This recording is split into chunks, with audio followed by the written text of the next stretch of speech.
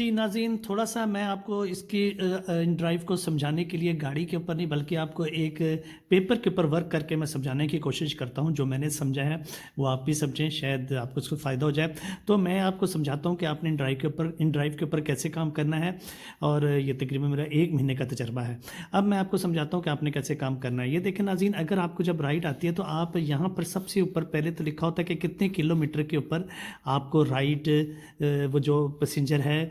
वो वहाँ पर है। अगर वो लिखा हुआ है 5 किलोमीटर या 6 किलोमीटर तो ये आपने देख लेना है। उसके बाद ये लिखा होता है कि आपके वो जो पैसेंजर है वो किस जगह जाना चाहता है, वो कितने किलोमीटर है। वो 7 किलोमीटर पे वो जगह जहाँ पर वो जाना चाहता है या 8 किलोमीटर है, ये आपने देख लेना है। उसके बाद आपने इसी टाइम के अंदर आपने देखना है कि मेरा यहाँ से यहाँ तक का जो ये किराया फेयर दे रहा है आपको, मसलन 700 या 500 या 400 जितना भी वो दे रहा है, फॉर एग्जांपल वो 400 रुपीज़ दे रहा है, तो क्या ये 400 रुपये में आपकी गाड़ी अगर 14 किलोमीटर 1 लीटर में कर रही है,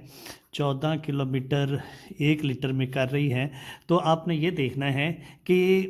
इसमें आपने 25 या 50 रुपीज़ इन ड्राइव वालों को भी देने हैं कि आपको ये जो किराया है फेयर है ये आपको रीज़नेबल लग रहा है कि नहीं लग रहा। पहले तो आपने ये चीज़ जल्दी जल्दी देख लेनी है। सबसे पहले आपने ये चीज़ देखनी है कि ये जो है ना पैसेंजर कितना दूर है आपसे, और अगर आपको ये रीज़नेबल लग रहा है तो आपने इसको क्लिक कर देना है। अब एक और चीज़ जो मैंने यहाँ से सीखी है वो बड़ी इंटरेस्टिंग और मज़ेदार है, वो भी मैं आपको समझाने की कोशिश करता हूँ कि आप जब भी देखें इन ड्राइव के ऊपर गाड़ी चला रहे हैं तो आप ये देखें कि जो पैसेंजर आपको जो किराया दे रहा है वो ये जो पैसेंजर है ये आपसे कम से कम फासले पर होना चाहिए, यानी कि 1 किलोमीटर या इससे भी कम। जितना कम होगा उतना आपको फ़ायदा होगा, क्योंकि आपको इसको उठाने के जाने के लिए इतना ज़्यादा डिस्टेंस नहीं करना पड़ेगा। तो ये आपको फ़ायदा, अगर आप दूर जाएंगे तो 5 या 6 किलोमीटर जाएंगे तो फिर उठाने के बाद उसको फिर आप लेकर आएंगे तो आपका फ्यूल ज़्यादा लगेगा, इस तरीके से आपका फ्यूल भी ज़्यादा खर्च होगा। तो अच्छा, इसके अलावा जो मैंने एक और चीज़ इससे सीखी वो ये कि जब भी आप पैसेंजर्स